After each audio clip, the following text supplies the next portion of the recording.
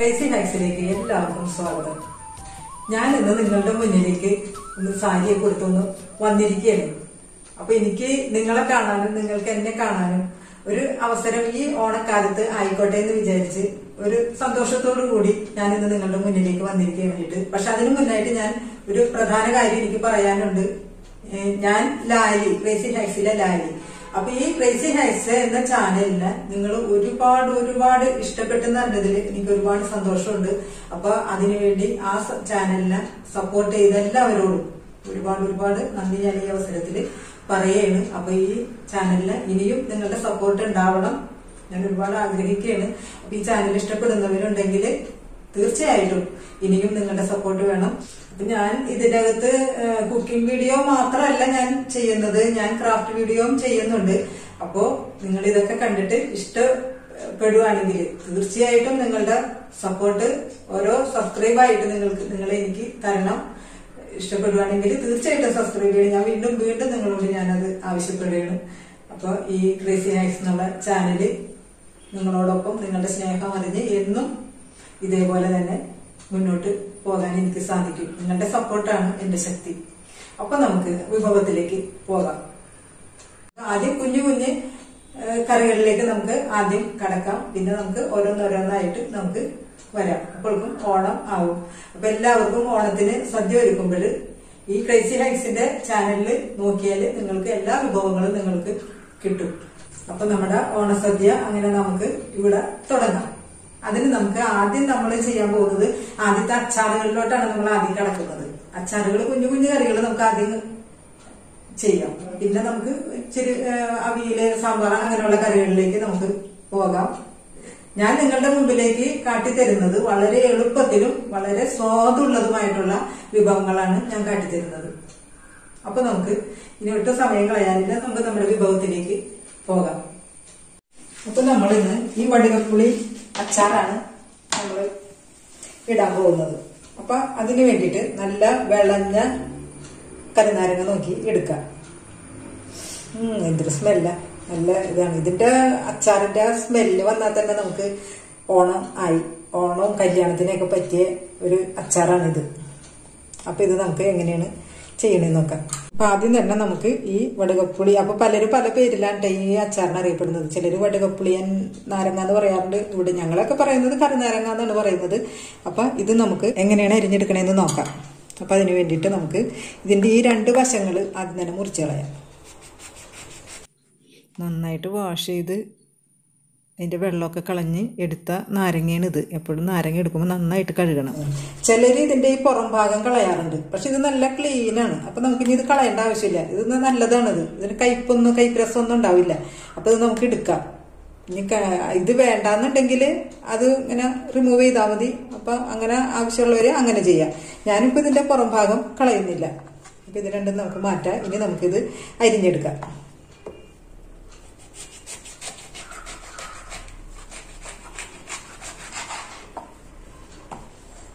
ഇതിങ്ങോട്ട് അരിഞ്ഞെടുത്തിട്ട് ഇനി ഇതിൻ്റെ ഈ വൈറ്റ് പോർഷനില്ലേ അത് മുറിച്ച് കളയണം. ചെറിയ പീസാക്കി എടുക്കാം. ഇതേപോലെയുള്ള ചെറിയ പീസാക്കി എടുക്കാം. അപ്പൊ നമുക്ക് ഇതിൻ്റെ ഈ സീഡ് കളയണം. പിന്നെ ഇതിൻ്റെ ഈ വശം കളയണം. ഈ വൈറ്റ് പോർഷൻ കഴിക്കും. ഇതേപോലെ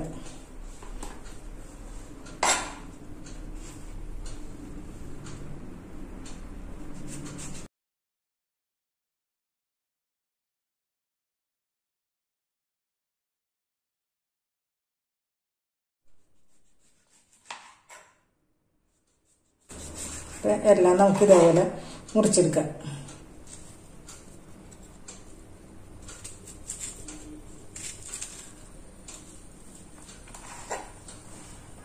ഈ ലാസ്റ്റ് ഭാഗം വരുമ്പോൾ നമ്മളിങ്ങനെ കയ്യിൽ വെച്ച് മുറിച്ചാൽ മതി. കൈ ഇങ്ങനെ മുറിഞ്ഞാലോ.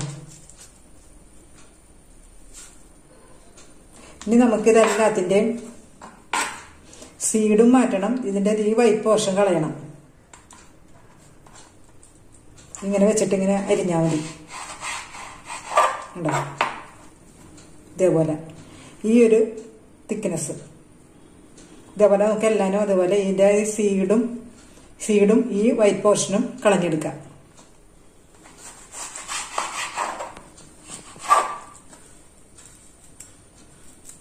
എല്ലാവരും അതുപോലെ എടുത്തിട്ട് കാണിച്ചു തരാം കേട്ടോ. അപ്പൊ നമ്മളെല്ലാവരും ഇതേപോലെ ക്ലിയർ ചെയ്ത് എടുത്തിട്ടുണ്ട്. ഇനി നമുക്ക് ഇത് വേസ്റ്റ് നമുക്ക് മാറ്റാം.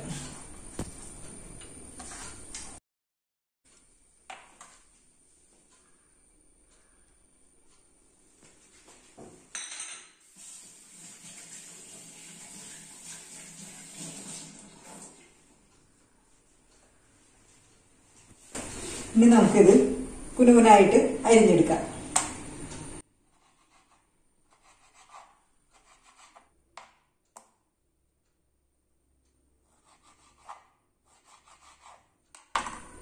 അപ്പൊ ഇത് ഈ ഒരു തിക്നെസ് ഇത്ര അല്ല, ഈ ഒരു വലുപ്പത്തിൽ അല്ല, അധികം ചെറുതല്ല, എന്നൊരു ഈ ഒരു വലുപ്പത്തിൽ നമ്മളെല്ലാം ഇതുപോലെ അരിഞ്ഞെടുക്കാം.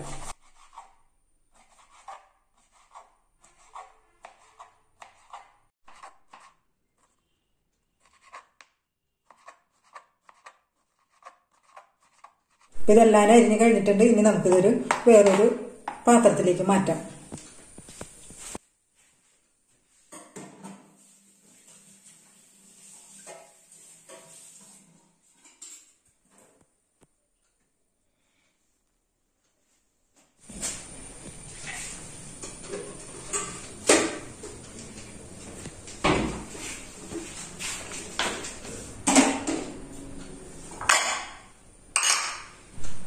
ഇനി നമുക്ക് ഈ പാത്രത്തിലേക്ക് ഇത് എടുത്തിടാം. ഈ പാത്രം നന്നായിട്ട് കഴുകി ഉണക്കി വെച്ചതാണ്. വെള്ളത്തിന്റെ അംശമൊന്നും ഇല്ലാണ്ട് വെച്ചിരിക്കണതാണ്. അപ്പൊ വെള്ളത്തിന്റെ അംശം ഉണ്ടാവാൻ പാടില്ല. അച്ചാറൊക്കെ ഇടുമ്പോൾ അത് പ്രത്യേകം ശ്രദ്ധിക്കണം. ഇത് നമുക്ക് ഇതിനകത്തേക്ക് ഇട്ട് കൊടുക്കാം.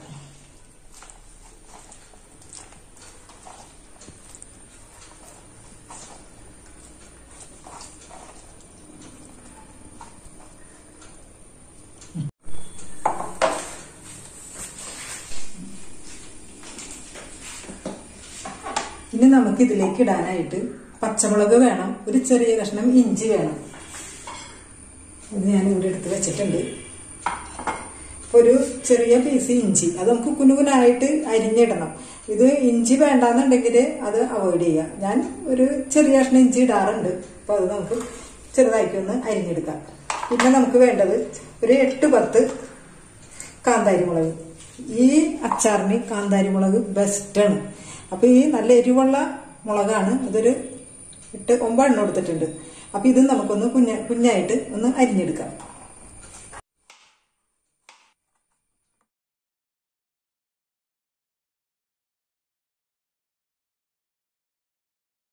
ഇതെല്ലാം കൂടി കൂട്ടിപ്പിടിച്ചാൽ കുഞ്ഞായിട്ട് ഇവിടെ അരിയാം.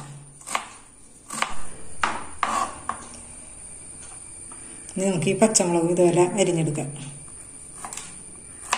വട്ടത്തിൽ അരിയണം.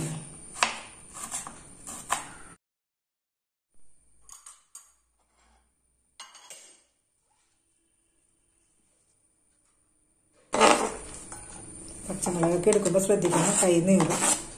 ഇതിനകത്തേക്ക് ഇട്ട് കൊടുക്കുക. ഇത് നമുക്ക് മാറ്റി വയ്ക്കാം. ഇനി നമുക്ക് ഇതിനകത്തേക്ക് ആവശ്യത്തിന് ഉപ്പിട്ടിട്ട് ഒരു 10 മിനിറ്റ് നമുക്ക് ഇത് അങ്ങനെ വെക്കണം. അപ്പോഴാണ് ഇതിൽ നിന്ന് ഇങ്ങനെ ഇതിന്റെ വെള്ളമൊക്കെ ശരിക്കും ഇങ്ങോട്ട് വരുള്ളൂ. അപ്പൊ ആവശ്യത്തിന് ഉപ്പിടാം. ഉപ്പ് നമുക്ക് നോക്കിയിട്ട് ഇടാം. ഇപ്പൊ ഏകദേശം നമുക്ക് ഇട്ട് കൊടുക്കാം. എന്നിട്ട് ഇത് നന്നായിട്ട് ഇളക്കാം.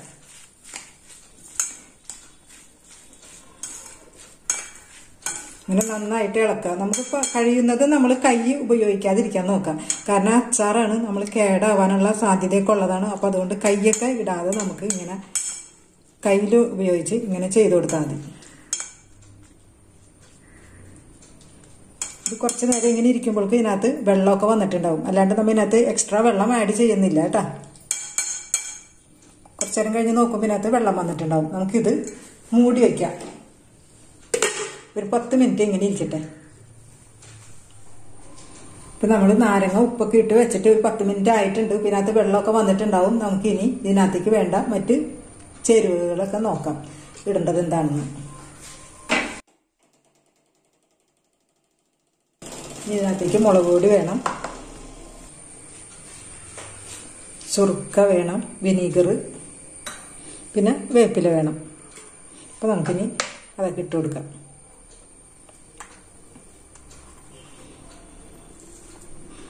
നോക്കിയിട്ടിടാം. നമ്മളിതിനകത്ത് ഒരു 10 കാന്താരി മുളക് ഇട്ടിട്ടുണ്ട്. അപ്പോൾ നോക്കിയിട്ട് മുളക് പൊടി ഇട്ട് കൊടുക്കുക. ഇത് ഹോം മെയ്ഡും മുളകാണ്, ഇവിടെ പൊടിച്ചതാണിത്. അപ്പോൾ ഇത് ഇട്ട് കൊടുക്കാം. ഇനി നമുക്ക് നോക്കിയിട്ട് ഇട്ട് കൊടുക്കാം. അപ്പോൾ ഇതിനകത്ത് ഇതേ വെള്ളമൊക്കെ വന്നിട്ടുണ്ട്, കണ്ട. ഈ വെള്ളം മതി നമുക്ക്. ഇത് വെള്ളം വന്നേക്കണം, കണ്ട. ഇനി കുറച്ച് നേരം കൂടി ഇരിക്കുമ്പോൾ കുറച്ചും കൂടി വെള്ളമൊക്കെ വന്നോളും. നന്നായിട്ട് ഇളക്കി കൊടുക്കുക. പിന്നെ നമുക്കൊരു ലേശം മാത്രം ഒരു കളറിന് വേണ്ടിയിട്ട് ഒരല്പം മാത്രം മഞ്ഞൾപ്പൊടി, അധികമല്ല. അധികം ഇട്ടിട്ടുണ്ടെങ്കിൽ ഒരു മഞ്ഞളിൻ്റെ ഒരു കുത്ത് വരും. അപ്പോൾ ഒരു ലേശം മാത്രം ഇട്ട് കൊടുക്കുക.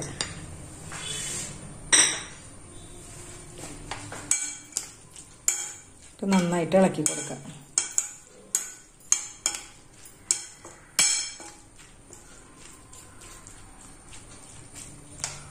മുളക് പൊടി കുറച്ചും കൂടി ഇട്ട് കൊടുക്കാം. അപ്പം നമുക്ക് ഒരു ചെറിയ ടീസ്പൂൺ മുളക് പൊടിയും കൂടി ഇട്ട് കൊടുക്കാം. 1.5 ടീസ്പൂൺ. അച്ചാറാകുമ്പോൾ കുറച്ച് എരിവും ഒക്കെ കൂടുതൽ നല്ലതാണ്. ഇതിനകത്ത് നമുക്ക് വിനീഗർ ഒഴിച്ചു കൊടുക്കാം. ഇതൊരു ചെറിയ ടീസ്പൂണാണ്. അപ്പം നമുക്ക് ഏകദേശം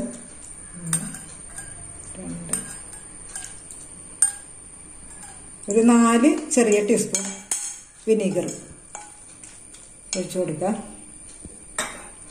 ഇനി നമുക്ക് ഇതിനകത്തേക്ക് ഇതിൻ്റെ പ്രധാനപ്പെട്ട ഇൻഗ്രീഡിയൻ്റ് ആണ് എന്ത്, ഉലുവാപ്പൊടി ഒന്ന് വറുത്തിട്ട് പൊടിച്ചെടുത്തതാണിത്. പിന്നെ നമ്മൾ കായം അല്പം വെളിച്ചെണ്ണയിൽ ഒന്ന് വറുത്തതിന് ശേഷം പൊടിച്ചെടുത്ത കായമാണിത്. നമ്മൾ ഇങ്ങനത്തെ കായം ഉണ്ടെങ്കിൽ ഇത് തന്നെ ഇടുന്നതാണ് നല്ലത്. അല്ലാണ്ട് കായത്തിന്റെ പൗഡർ കിട്ടൂലേ, അതത്ര നല്ലതല്ല. നമ്മൾ അച്ചാറുകളൊക്കെ ഉണ്ടാക്കുമ്പോൾ ഇങ്ങനെ തന്നെ ഇടുന്നതാണ് ഏറ്റവും ബെസ്റ്റ്. ഇതങ്ങോട്ട് ഇട്ട് കൊടുക്കാം.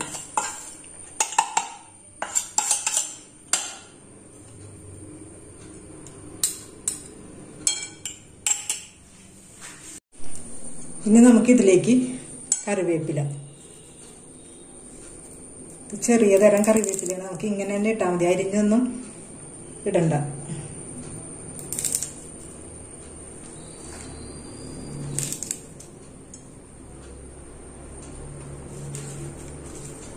കറിവേപ്പില ഇച്ചിരി കൂടുതൽ ഇട്ടാൽ നല്ലതാണ്. ഇട്ട് കൊടുക്കാം. ഇതെല്ലാം കൂടി നന്നായിട്ട് ഇളക്കി യോജിപ്പിക്കാം. ഇവിടെ നിൽക്കാൻ വേണ്ടിയിട്ട് അതിൻ്റെ സ്മെല്ല്, എന്തൊരു സ്മെല്ല്. ഓണം വന്നു കഴിഞ്ഞ് ഈ നാരങ്ങച്ചാറാണ് ശരിക്കും നമുക്ക് സദ്യയുടെ ഏറ്റവും വേണ്ടപ്പെട്ട ഒരു അച്ചാർ. ഇതിൻ്റെ സ്മെല്ല് നമ്മളുടെ കിച്ചണിൽ മാത്രമല്ല, വീട്ടിൽ മാത്രമല്ല, ഇത് നാട്ടിലും കൂടി കേൾക്കാമെന്ന് എനിക്ക് തോന്നണം. അത്രയ്ക്കും നല്ല സ്മെല്ല ഈ അച്ചാറിന്. അപ്പം ഈ സമയത്ത് നമുക്ക് ഉപ്പൊക്കെ ഒന്ന് നോക്കാം. വേണ്ട, ഇതിൻ്റെ ഇത് കണ്ട ഗ്രേവി ഉണ്ട്. ഇതിനകത്ത് നമുക്ക് വേറെ വെള്ളം എക്സ്ട്രാ ആഡ് ചെയ്യേണ്ട ആവശ്യമില്ല നമുക്ക്. കണ്ട, പിന്നെ കഴിയുന്നതും കൈയിട്ട് ഇളക്കാതിരിക്കുക. നമ്മൾ കയ്യിൽ വെച്ച് തന്നെ ചെയ്യാൻ നോക്കാം. അച്ചാറുകൾ എപ്പോഴും അങ്ങനെ തന്നെ നോക്കാം. പിന്നെ നമ്മൾ ഇതിട്ട് എപ്പോഴും സൂക്ഷിച്ച് വെക്കേണ്ടത് ചില്ലുകുപ്പിയിലാണ്. ഉടഞ്ഞു പോണ ചില്ലുകുപ്പിയില്ലേ, അതിനകത്ത് ഈ അച്ചാർ വെച്ചിട്ടുണ്ടെങ്കിൽ കേടാവാതെ എത്ര നാൾ വേണമെങ്കിലും ഇരുന്നോളും, ഞാൻ ഗ്യാരണ്ടി. പിന്നെ നമുക്ക് ഇതിനകത്ത് ഉപ്പൊക്കെ നോക്കാമെന്ന്. വായൽ വെള്ളം തിരിഞ്ഞിട്ടേ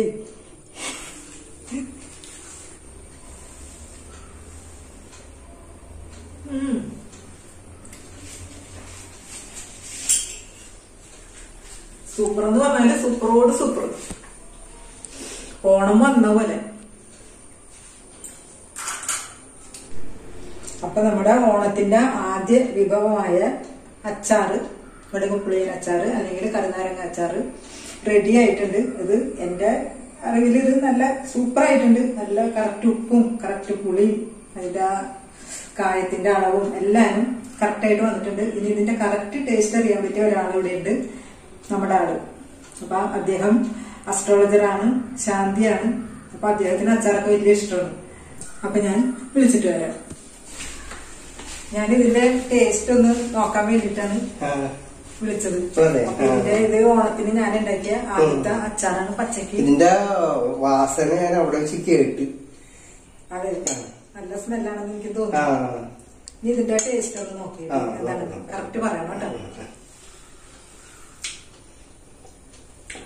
നല്ല രസമാണിത്. ഓണം വന്നല്ല, ഇത് മതി ഊണഴിക്കാൻ. ശാന്തിയുടെ സർട്ടിഫിക്കറ്റ് കിട്ടി.